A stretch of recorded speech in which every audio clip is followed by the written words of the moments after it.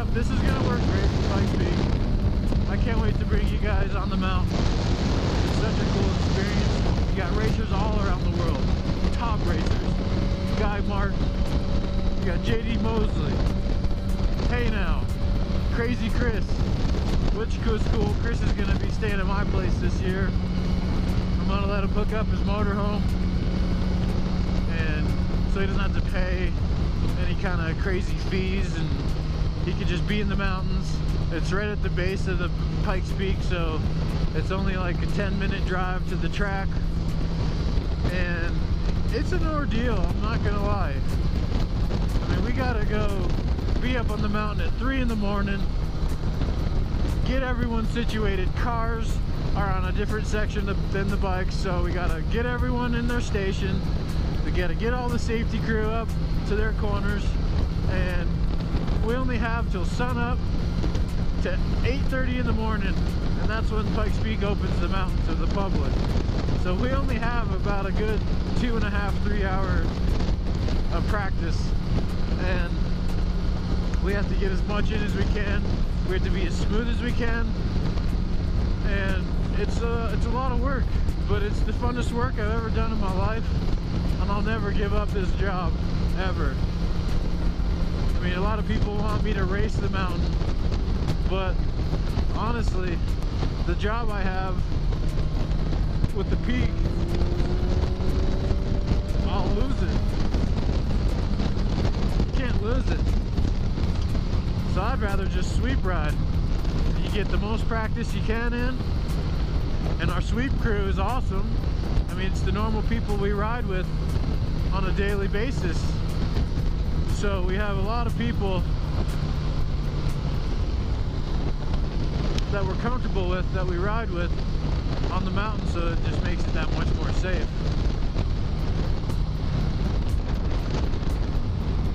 It's a fun deal.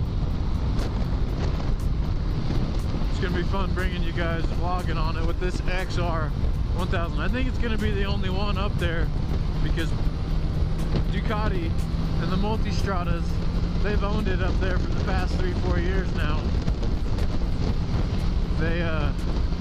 They're bringing, last year they bring in 5 Multistradas, and they put all the sickest riders on them, like Carlin Dune, Mickey Diamond, a bunch of other guys, escapes my name right now.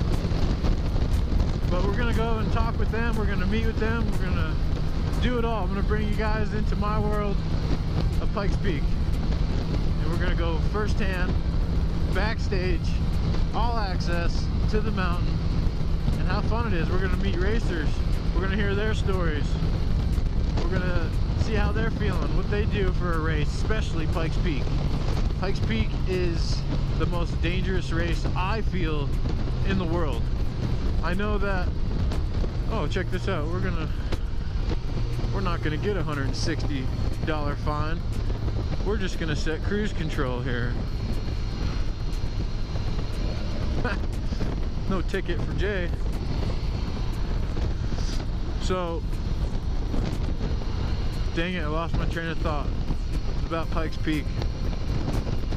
Oh yeah, we're gonna talk about the racers, and we're gonna see how they're feeling and what they kind of got to do to prep for a race like this dangerous of a race.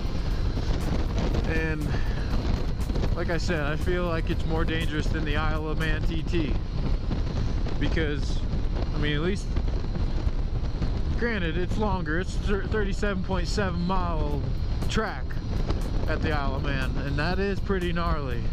It's a lot of corners, way more than Pikes Peak, but the mountain has such a big elevation change, and you can't get to everyone.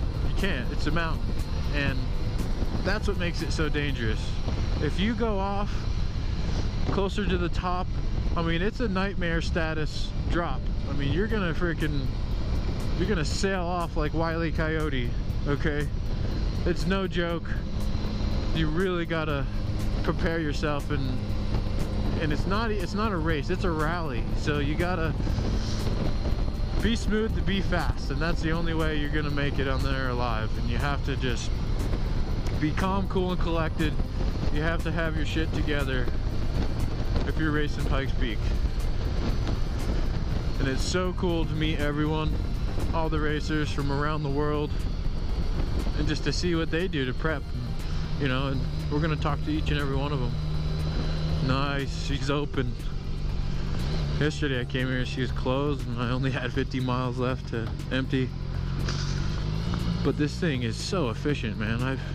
Like my Super Hawk only went about 90 miles before it was done, because that twin just sucked every bit of my fuel I had. Oh man, what a bike. What a bike. I am so happy I bought this thing. Wow, it fits me so good. Yeah, it looks wide and bulky, but you know what? That's what this bike is, a mountain bike, and it needs that girth. It needs to be stout and sturdy. It's gonna work great. Nice, you got all that on there, little back camera.